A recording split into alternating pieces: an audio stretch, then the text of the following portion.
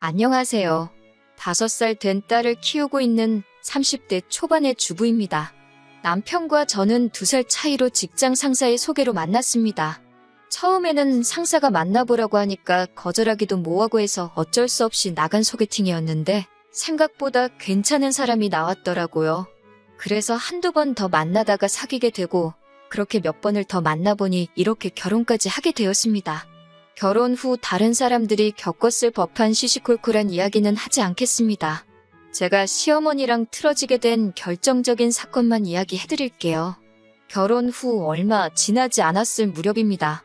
시어머니가 어디서 점을 보고 오셨다고 하셨어요.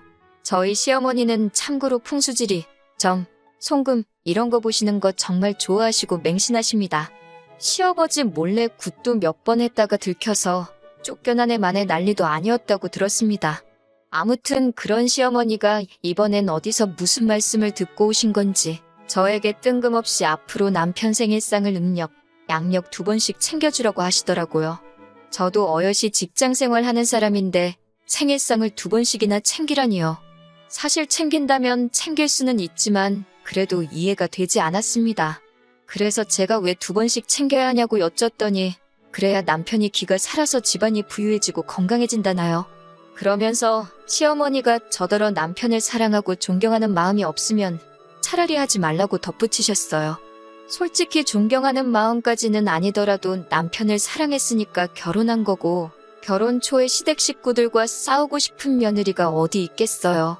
그냥 잘 보이고 싶은 마음도 있었고 어쨌든 제 남편의 어머니이니 생일상 2번 차리는 게 죽을 만큼 어려운 일도 아니고 음식 준비야 손이 좀 가겠지만 저도 같이 먹는 거나 마찬가지니 그냥 원하는 대로 해드리자 생각했어요. 하지만 그런 대화가 오가는 동안 저도 농담 반 진담 반으로 시어머니께 그럼 저도 남편한테 1년에 2번씩 제 생일을 축하해 달라고 해야겠다고 했습니다. 그러자 시어머니는 밖에서 일하고 오는 사람 힘들게 왜 그런 이야기를 하냐 하시면서 당신은 당신 아들 키우는 동안 한 번도 부엌에 들어가게 한 적 없다고 당신 눈에 흙 들어가기 전까진 그 꼴 못 보신다 하시더군요. 하지만 남편은 저랑 연애할 때부터 지금까지 부엌에 잘만 들어갑니다.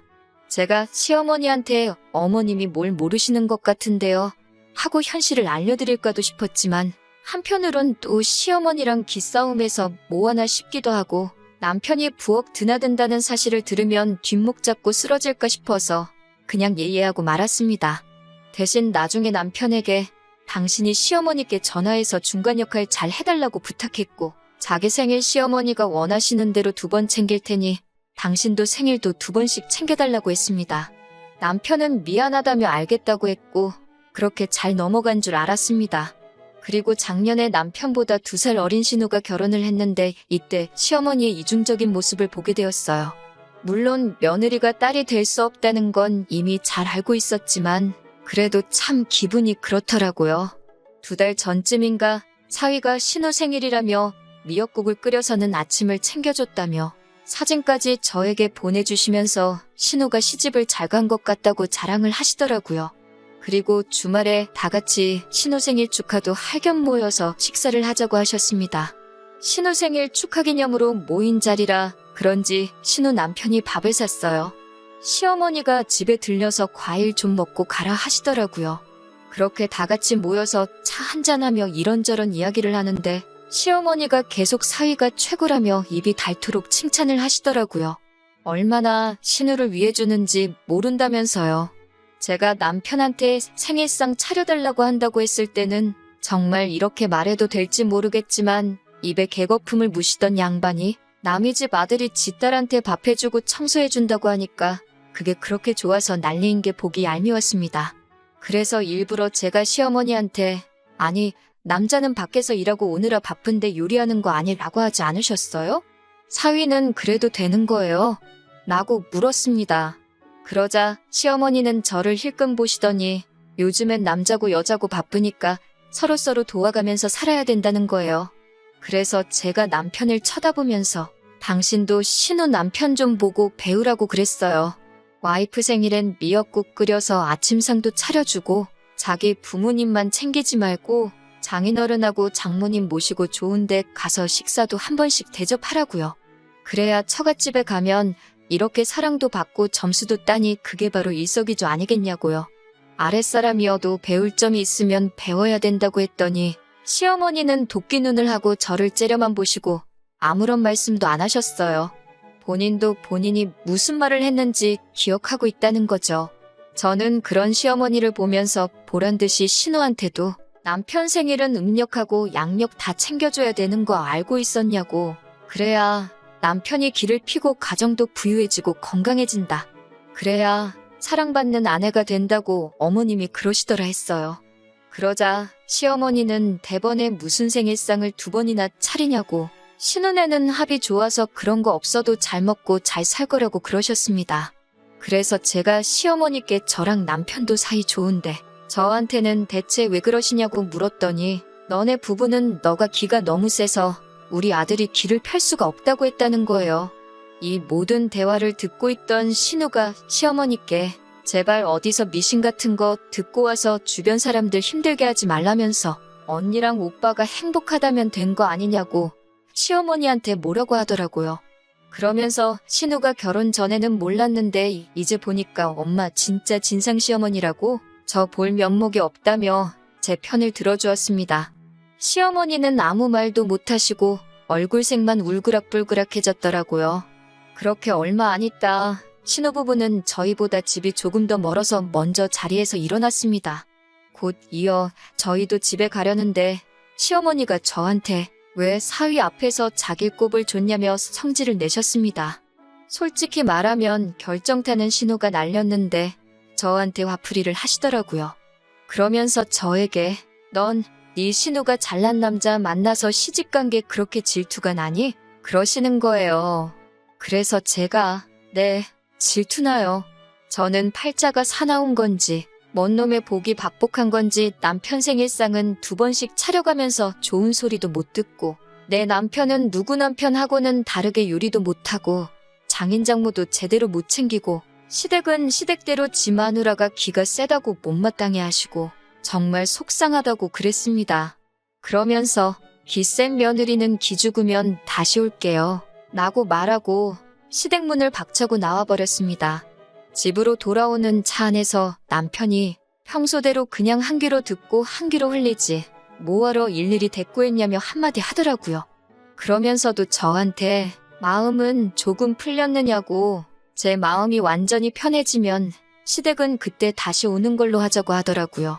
그리고 그날 저녁 남편이 전화로 따로 말을 전한 건지 곧 이어 시아버지한테도 연락이 왔습니다.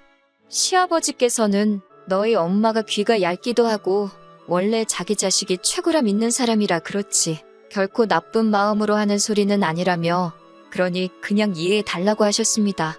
그렇지만 이번만큼은 정말 이해하는 척하고 넘어가기가 싫었습니다. 저도 평소에 성격이 무딘 편이라 좋은 게 좋은 거다 생각하고 웬만하면 그냥 넘기는 편인데 그것도 한두 번이지 매번 반복되니까 저만 화병나게 생겼더라고요. 그리고 솔직히 차라리 시어머니랑 대면대면 어색하고 불편하게 지내면서 최소한의 횟수만 만나면 좋겠다 싶었습니다.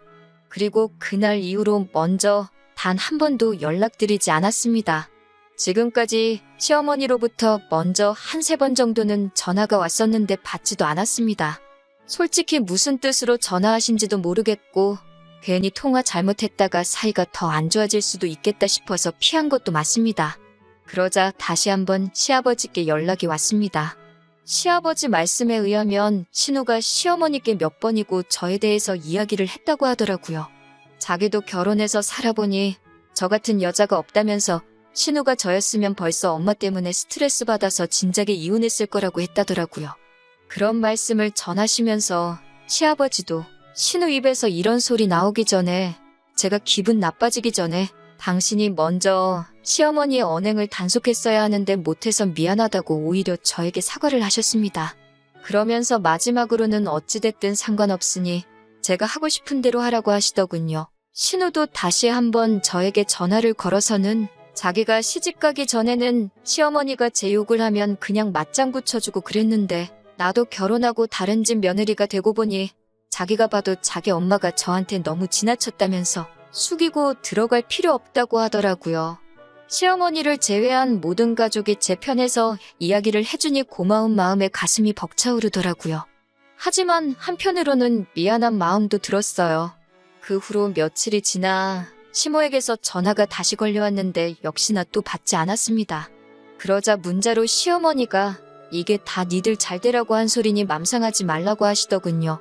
솔직히 이쯤에서 알겠다고 할까도 생각했지만 다시 예전처럼 돌아가긴 싫었습니다.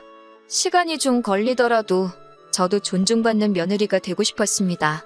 저는 혹시나 시어머니가 저랑 연락이 안 된다는 핑계로 친정에 전화라도 거시면 어쩌나 싶어서 친정 부모님께 최근에 있었던 일들을 솔직히 말씀드렸습니다.